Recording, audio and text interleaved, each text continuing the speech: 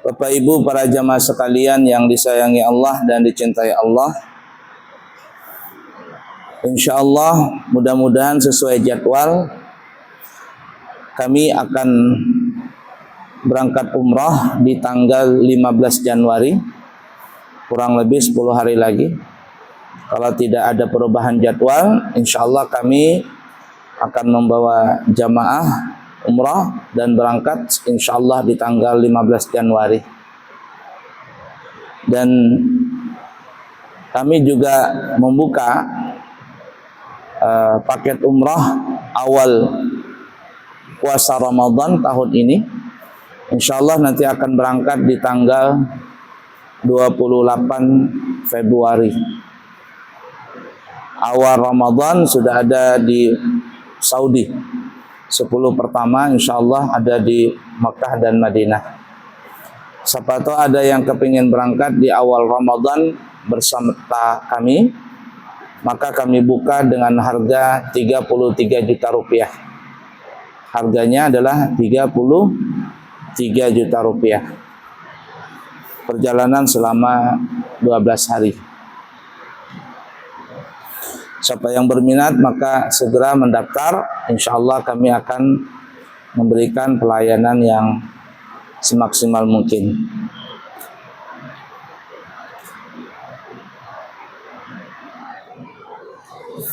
Baik, kita lanjutkan pelajaran kita di dalam kitab Qisasul Anbiya, masih berkaitan dengan kisah Nabi Allah Musa dengan Nabi Khidir alaihi wassalatu wassalam, yang mana pertemuan yang lalu kita telah menceritakan 3 kali cobaan yang datang kepada Nabi Musa dari Nabi Khidir,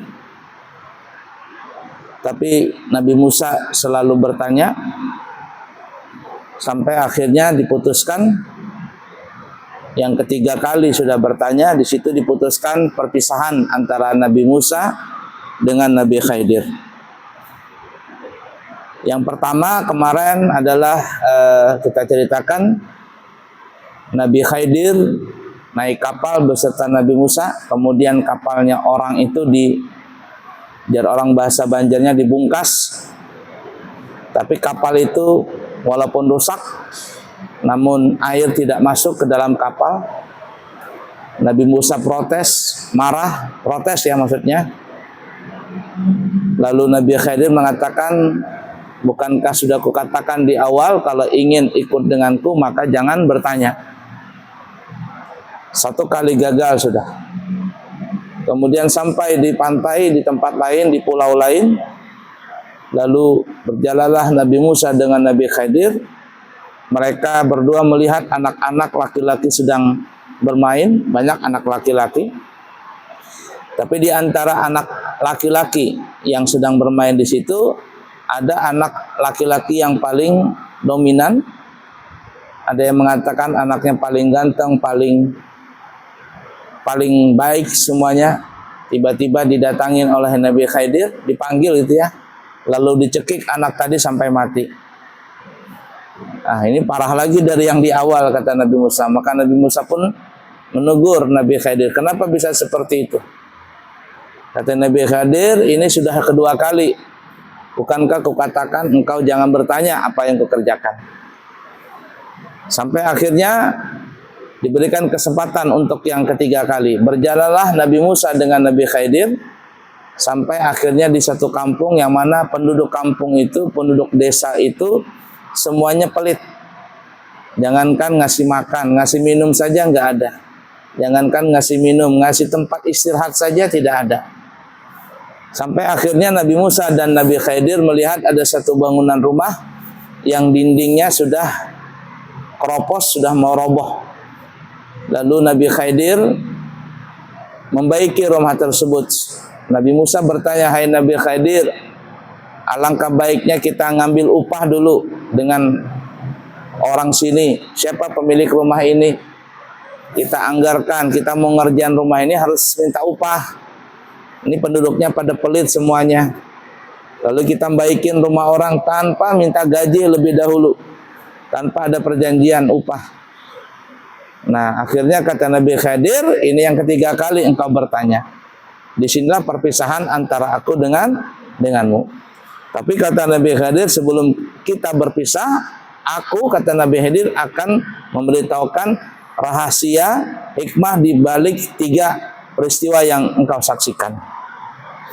Insyaallah kesempatan kali ini kita akan bahas itu. Namun kita akan membahas tentang pendapat-pendapat para ulama ya.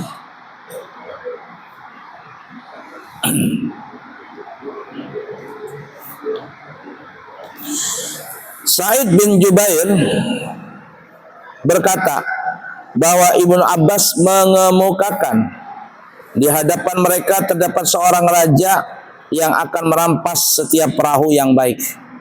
Jadi riwayatnya ini bersumber daripada Abdullah bin Abbas. Beliau mengatakan, kenapa Nabi Khidir itu membongkar atau merusak kapal yang ditumpangi mereka? Padahal pemilik kapal itu tidak marah ketika Nabi Khidir merusak kapalnya. Nah, kata Abdullah bin Abbas, ya, Abdullah bin Abbas ini kuburnya di di Taif. Jadi kalau orang yang berangkat umrah, kalau memang ada jalan-jalan atau ziarah ke negeri Taif, salah satu destinasi tempat yang didatangin di daerah Taif itu adalah berziarah ke makamnya Abdullah bin Abbas di tengah-tengah kota, di alun-alun kota Taif. Abdullah bin Abbas, dan beliau adalah salah satu perawi hadis yang banyak ya. Jadi kata Abdullah bin Abbas, mereka, di hadapan mereka, yang punya kapal ini kan jalan ya, di hadapan mereka itu ada seorang raja yang akan merampas setiap perahu yang dilihatnya itu bagus. Ya kalau bahasa zaman sekarang bajak laut lah ya. Tapi tidak tahu sekarang ada nggak bajak laut ya. Kayaknya masih ada bajak laut, itu dengar-dengar katanya di daerah mana, Somalia. Makanya kalau daerah Somalia itu masuk dekat Yaman, itu banyak perampok-perampok ya. Kalau zaman sekarang apa ya, begal ya, tapi begalnya di laut, bajak laut bahasa kitanya. Nah di depan itu ada raja yang ingin merampas setiap kapal yang dia lihat bagus. Oleh sebab itu Nabi Khidir merusak kapal tersebut, tapi tidak dirusak secara banyak, dikit saja. Dan yang anehnya di situ dikatakan ya, air itu tidak masuk ke dalam kapal, padahal bolong untuk kapal itu ya, dirusak. Tapi ketika ada air, ombak besar begitu, air itu aneh nggak masuk ke dalam kapal. Itu hikmahnya kenapa Nabi Khidir merusak. Lebih baik dirusak sedikit, tapi kapal itu nggak diambil sama raja yang zalim, ya bajak laut lah bahasa kitanya, daripada nggak dirusak tapi kapal diambil semuanya. Nah ya, dan pemilik kapal itu tidak marah ketika Nabi Khidir merusak kapal itu. Kemudian kata Abdullah bin Abbas, adapun mengenai seorang anak yang dibunuh oleh Nabi Khidir itu adalah anaknya orang kafir. Sedangkan kedua orang tuanya adalah orang tua yang beriman. Jadi bapak mamanya ini orang Islam, tapi anaknya itu murtad. Nah, lalu Nabi Khidir membunuh anak tersebut. Kenapa ya? Karena kalau anak kecil nih ya, yang dia bukan beragama Islam, apabila dia meninggal di waktu kecil nih ya, maka anak tersebut di akhirat tidak dimasukkan ke dalam neraka, enggak. Tapi dijadikan anak-anak kecil itu dimasukkan ke surga menjadi anak-anak kecil yang ada di surga. Jadi kita begini ya, itu sudah wajar ya sifat manusia pada umumnya. kita itu biasanya suka dengan anak kecil. Pada umumnya jiwa laki-laki itu ada jiwa kebapaan, seorang perempuan itu ada jiwa keibuan. Nah di surga itu ada juga anak kecil. Kalau semuanya orang dewasa, nggak ada anak kecil, nggak ramai juga. Coba kita ini ya, ngelihat begitu ke sekolah anak-anak TK, lucu-lucu begitu dia dengan lugu-lugunya. Nah itu tuh. Bayangkan kalau ada orang berumah tangga tapi di rumah tangganya itu tidak ada anak, nggak ramai juga. Nah anak-anak orang kafir yang meninggal di waktu kecil, yang mereka belum balik, meninggal di waktu kecil, mereka akan dimasukkan ke dalam surga sebagai anak-anak yang mereka hidup di surga, menjadi pelayan-pelayan, yang menjadi pelayan yang ada di surga. Ya kalau bahasa kita apa ya, dayang-dayang apa namanya ya? Itu kalau ada orang pengantenan tuh ya. Ada orang Jawa, ada orang apa itu biasanya ada anak kecil. Ada anak kecil. Kalau orang mau main sepak bola, sebelum tanding biasanya kan tuh kedua tim sepak bola akan masuk ke lapangan. Nah, kemudian ada anak kecil. Ya, ini dibawa sama setiap pemain sepak bola. Megang bola atau apa begitu. Nah jadi anak-anak orang non muslim yang meninggal waktu kecil itu nanti di surga dijadikan seperti itu, jadikan ramaian yang di surga ya. Jadi tidak semuanya di surga itu orang-orang dewasa, ada juga anak kecil. Nah, anak kecil itulah adalah anak-anak orang kafir yang mereka meninggal di waktu kecil. Oleh karena itu, kata Abdullah bin Abbas, Nabi Khidir membunuhnya. Daripada nanti dia besar, mati dalam keadaan sudah dewasa, kafir, tidak masuk surga.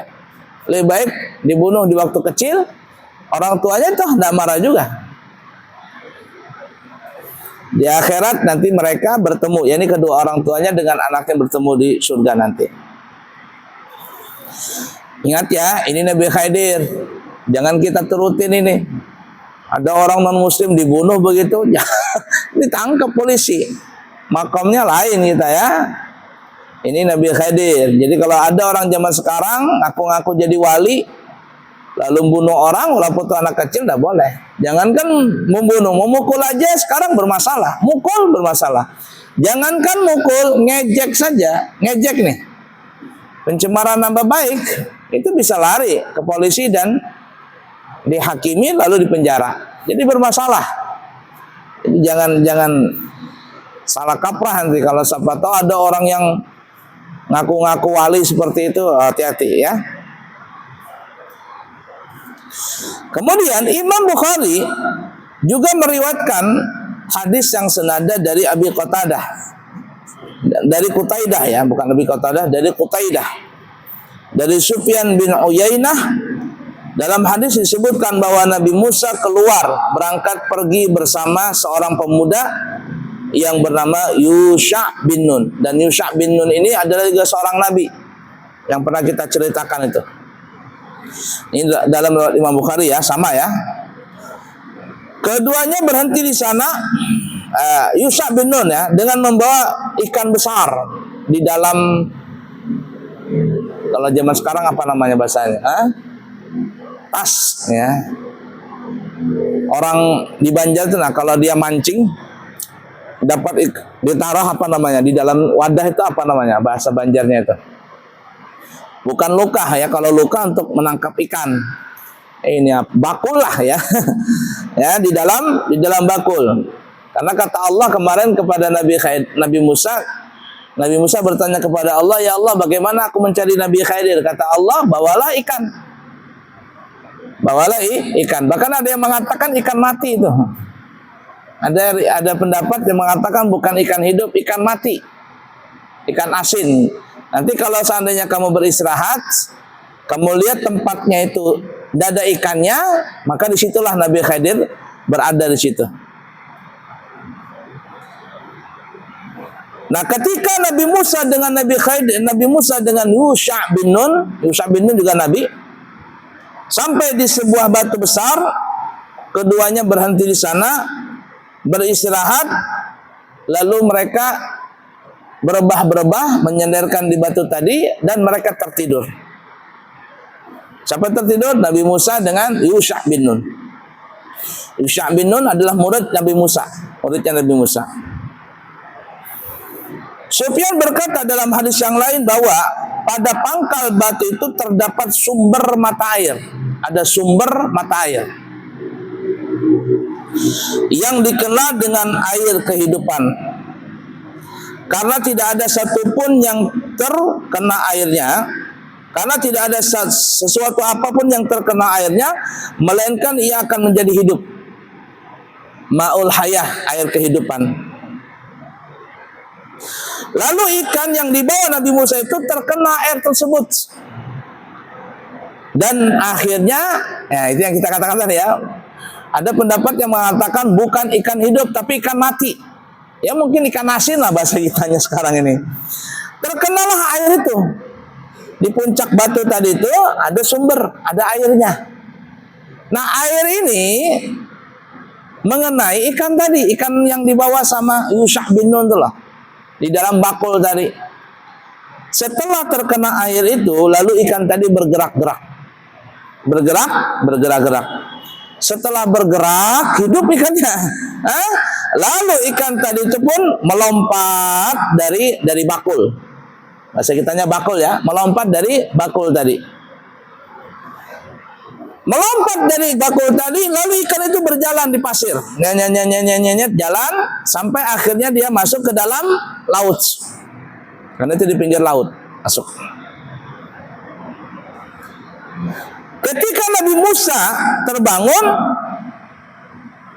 dari tidurnya, sudah istirahat lama di tempat tadi, bangun Nabi Musa, lalu Nabi Musa juga membangunkan Yusha bin Nun. Yusha, bahasa kitanya, bangun. Ya, bawalah kemari makanan kita. Sesungguhnya kita ini capek, kita mau makan. Karena kita sudah menempuh perjalanan yang jauh.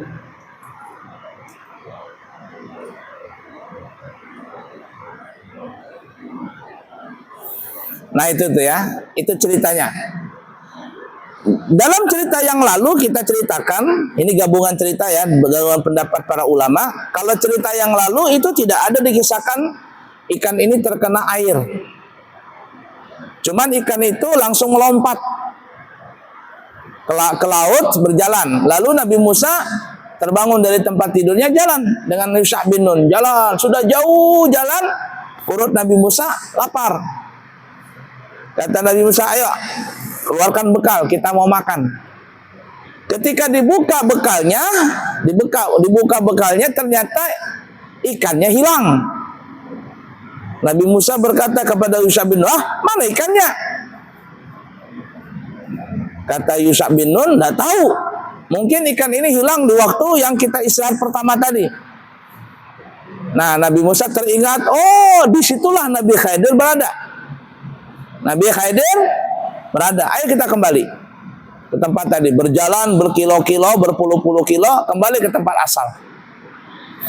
Kalau dalam cerita ini, ya Nabi Musa tertidur di situ. Lalu ikan tadi hidup, kena air kehidupan tadi, hidup lagi, pada ikannya mati. Masuk ke dalam air, terbangun Nabi Musa, perut lapar. Nggak sempat jalan, lapar di situ. Kata Nabi Musa, keluarkan makanan, kita mau makan. Pas dibuka, ternyata ikan yang mati tadi sudah nggak ada. Nah ingatlah Nabi Musa, di sini tempatnya Nabi Khidir. Maka disitulah Nabi Musa bertemu dengan Nabi Khidir. Nah, kalau cerita yang lain, gabungan dari ini, jadi ketika Nabi Musa tidur di situ, ikan tadi melompat memang ke dalam air. Makanya kita katakan di awal tadi, masalah ikan ini ada beda pandangan di antara ulama. Ada yang mengatakan ikan hidup, ada yang mengatakan ikan mati. Nah, cerita yang masyhur nih ya, maksudnya yang tersebar di masyarakat, yang dibawa itu adalah ikan mati. ikan mati. Nah, sampailah di tempat yang kita sebutkan tadi, Nabi Musa tidur dengan Yusha beristirahat, ikan tadi pun hidup. Nah, di sini ada diceritakan terkena air hayat.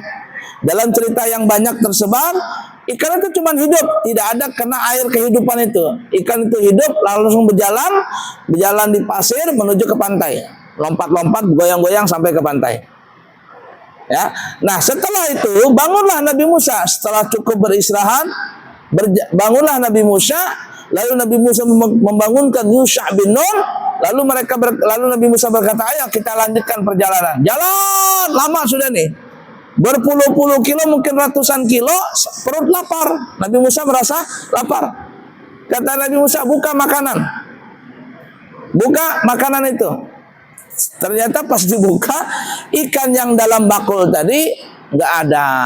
Lalu Nabi Musa bertanya, Yusha, kira-kira di mana ikan itu hilang? Kata Yusha bin Nun, bisa jadi ikan ini hilang di tempat waktu kita istirahat, di tempat yang kita tadi istirahat di sana. Oh, kata Nabi Musa, ayo kita kembali. Disitulah sebenarnya Nabi Khidir berada, karena Allah mengatakan kepada Nabi Musa, kalau engkau ingin bertemu dengan Nabi Khidir, bawalah ikan, teruslah berjalan, pokoknya jangan berhenti, kemanapun kau berjalan, nanti ketika ikan itu sudah nggak ada dalam bakulmu, bahasa kitanya ya, maka disitulah Nabi Khidir berada. Nah, ini cobaan kepada Nabi Musa, ya. Padahal kalau seandainya Nabi Musa tadi membuka bekal tadi di awal, maka ketahuan ikan itu hilang. Tapi ternyata karena Allah lupakan, Nabi Musa berjalan terus sampai berpuluh-puluh kilo, baru sadar ternyata ikan itu hilang. Kembali lagi Nabi Musa ke tempat asal. Ini menunjukkan bahwa orang yang belajar itu mesti harus sabar. Terutama anak-anak santri, nggak mungkin orang belajar di pesantren itu simsalabim langsung jadi alim, nggak mungkin. Cobaannya banyak, berat. Ya, cobaannya berat, harus sabar. Santri, sabar. Singkatannya S. Kalau mau jadi santri, sabar. A, amanah. Santri, N. Apa itu kan? Apa itu? Ada singkatannya itu. N. Banyak itu singkatannya itu. Jadi harus kuat.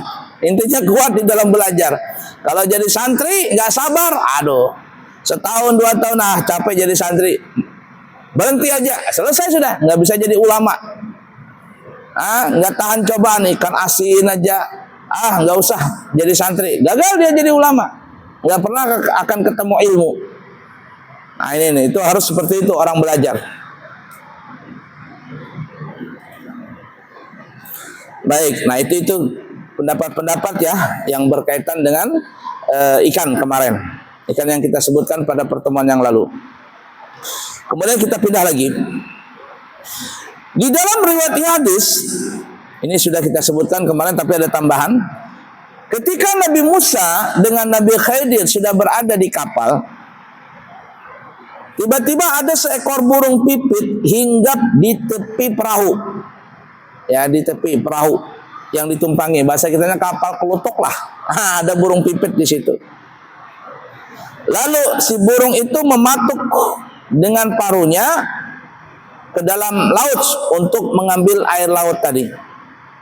Melihat pemandangan itu, Nabi Khidir berkata kepada Nabi Musa, wahai Nabi Musa, ilmuku dan ilmumu serta ilmu seluruh makhluk yang ada di alam semesta ini dibandingkan dengan ilmunya Allah, tidak lain hanyalah seperti kadar air yang diambil oleh burung tadi dengan paruhnya. Jadi ilmunya Allah, lautan begitu luas di seluruh jagat alam raya ini. Sedangkan ilmumu kata Nabi Khidir kepada Nabi Musa, serta seluruh pengetahuan ilmu yang ada di alam dunia ini, siapa yang paling pintar, digabungkan antara jin dengan manusia, itu hanyalah ibarat kata setetes dari air yang menempel di mulut burung pipit itu. Ya. Sedangkan ilmunya Allah masih banyak di lautan. Ini sama saja ya dengan cerita yang pada semua yang kita sebutkan pada pertemuan yang lalu.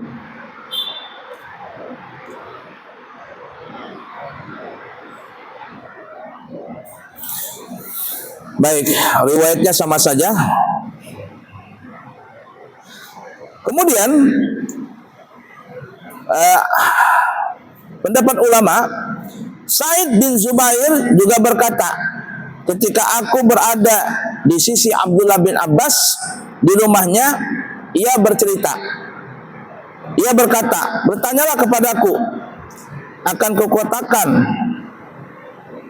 akan kukatakan kepadamu, hai Abu Abbas, biarlah Allah yang menjadikan aku sebagai tebusan bagimu. Sesungguhnya di Kufah terdapat orang yang dikenal dengan nama Nauf dalam pandangannya. Musa yang bersama Nabi Khidir itu bukanlah Musa dari kalangan Bani Israel. Ya, jadi ini Sa'ad bin Zubair bertanya kepada Abdullah bin Abbas. Abdullah bin Abbas, di Kufah itu ada orang yang bernama Nauf. Nah, dia bilang, si Nauf ini dia cerita katanya, Nabi Musa yang dengan Nabi Khidir itu bukanlah Nabi Musa dari kalangan Bani Israel. Katanya Musa yang lain. Ya, gimana itu, benar atau tidak? Sedangkan Amal berkata kepadaku bahwa itu musuh Allah yang berdusta. Sementara Abu Ya'la berkata kepadaku bahwa Abdullah bin Abbas berkata, Ubaid bin Ka'ab memberitahuku, ia berkata bahwa Rasulullah SAW bersabda, Nabi Musa adalah utusan Allah. Ia berkata, pada suatu hari orang-orang berzikir hingga mata mereka berlinangan, air mata dan hati mereka pun terenyuh. Lalu ada seorang bertanya kepada Nabi Musa, ya Rasul Allah, ya Nabi Musa, adakah seorang di muka bumi ini yang lebih alim daripada engkau? Lalu Nabi Musa menjawab, tidak ada yang lebih alim kecuali aku, kata Nabi Musa. Nah, jadi kata Abdullah bin Abbas di sini dalam riwayat hadis ini bahwa Abdullah bin Abbas mengatakan Nabi Musa yang bertemu dengan Nabi Khidir itu adalah Nabi Musa, karena ada riwayat hadis Nabi Abdullah bin Abbas mendengar dari riwayat Rasulullah SAW bersabda seperti itu. Sedangkan orang yang ada tinggal di Kufah yang mengatakan yang namanya Nauf, wahai Sa'id bin Zubair, ya, yang dia mengatakan itu bukan Nabi Musa tapi Musa yang lain. Nah, wahai, dengarkan bahasa itu ya, kata Abdullah bin Abbas, dengarkan wahai Sa'id bin Zubair bahwa Musa yang dikatakan Nauf itu adalah Musa bohong. Artinya bukan Musa Musa Nabi Israel, tapi sebenarnya adalah Nabi Musa Bani Israel. Kalau dia mengatakan bukan Nabi Musa karangan Bani Israel, ketahuilah bahwa Nauf itu yang ada di Kufah adalah dia pendusta. Bahasa kita begitu tuh. Nah, jadi siapa tahu kan ada yang mengatakan itu bukan Nabi Musa, itu adalah Musa yang lain. Oh enggak. Kata Abdullah bin Abbas adalah Nabi Musa yang benar. Nabi Musa yang memang bertemu dengan Nabi Khidir di waktu itu. Nah, jadi ceritanya sama dengan yang kemarin ya. Jadi asal-muasalnya kenapa Nabi Khidir, kenapa Nabi Musa bertemu dengan Nabi Khidir, dan Allah meminta kepada Nabi Musa untuk mencari Nabi Khidir, karena waktu sedang berkumpul Nabi Musa ditanya oleh seseorang, hai Nabi Musa, di alam semesta sekarang ini siapa yang paling alim? Kata Nabi Musa, nggak ada kecuali aku. Nabi Musa berkata demikian bukan sombong, bukan. Nabi Musa berkata demikian itu untuk meyakinkan kepada orang ini memang orang alim, karena memang Nabi Musa saat itu dikenal sebagai seorang nabi dan dikenal sebagai seorang rasul, dan tidak ada yang paling alim pada saat itu kecuali Nabi Musa. Tapi Nabi Musa ini alim dalam bidang syariat bahasa kitanya. Sedangkan bidang hakikat Nabi Musa belum menguasainya.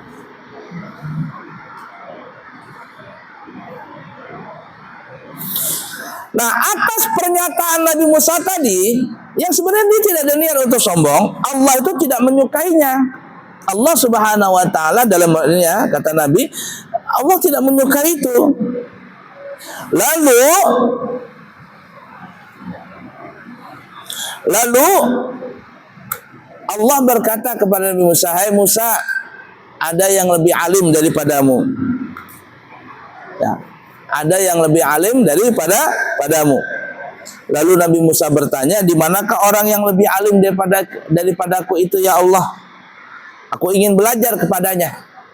Nah, makanya kata ulama di sini ya, menunjukkan Nabi Musa tidak sombong karena setelah diberitahu sama Allah ada yang lebih alim, Nabi Musa ingin belajar. Ingin belajar.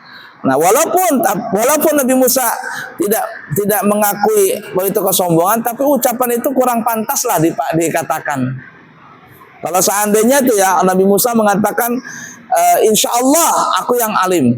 Insya Allah nih ya, kalau Allah menghendaki aku yang lebih alim. Nah, tidak ada berkata demikian. Bahasa kitanya itu ya. Jadi seakan-akan sepintas gimana begitu. Padahal Nabi Musa tidak ada rasa sombong. Cuman kesalahan pandir saja. Lalu Allah mengatakan ada yang lebih alim lagi. Nah, menunjukkan Nabi Musa tidak sombong. Nabi Musa berkata, kalau memang ada yang lebih alim lagi, ya Allah, di mana orangnya? Aku ingin belajar dengan dia. Ini menunjukkan bahwa Nabi Musa tidak sombong. Karena tandanya orang sombong itu dua.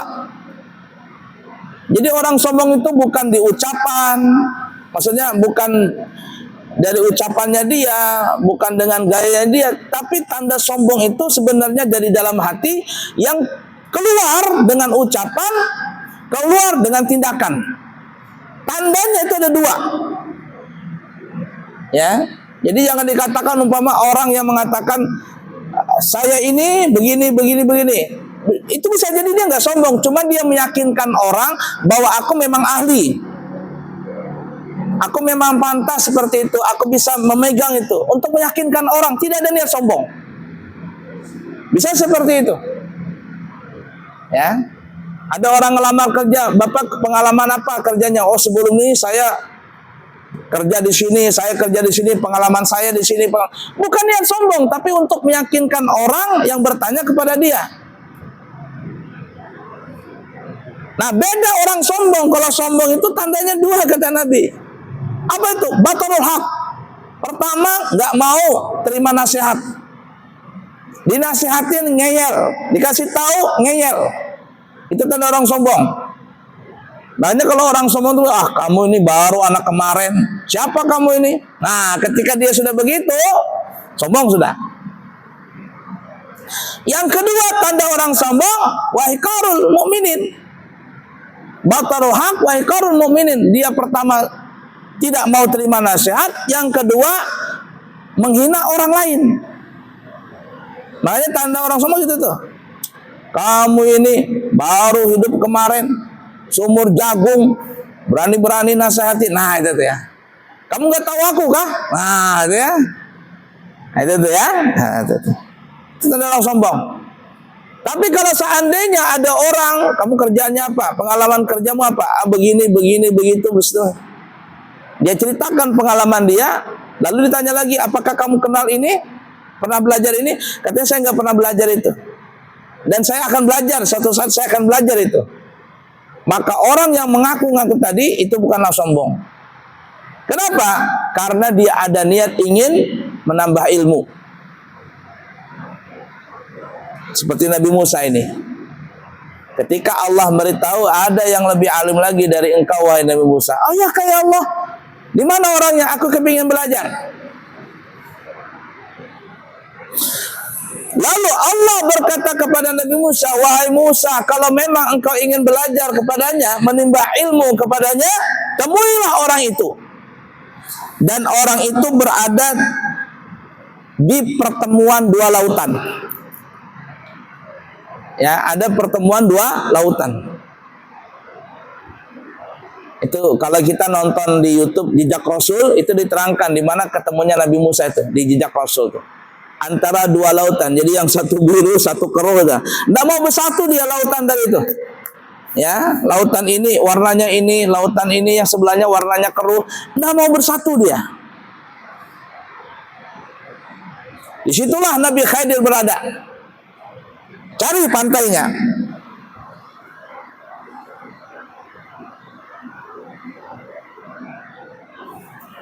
Nah, kemudian kata Allah Ta'ala yang kita sebutkan tadi, tandanya adalah kau disuruh, kata Allah Ta'ala, bawalah ikan. Bawalah ikan.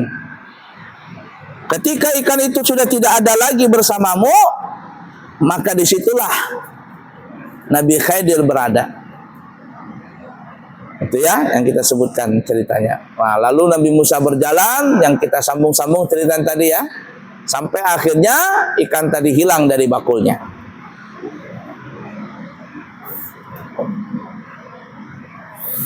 Baik, kita lanjut lagi nanti cerita selanjutnya ya, insya Allah.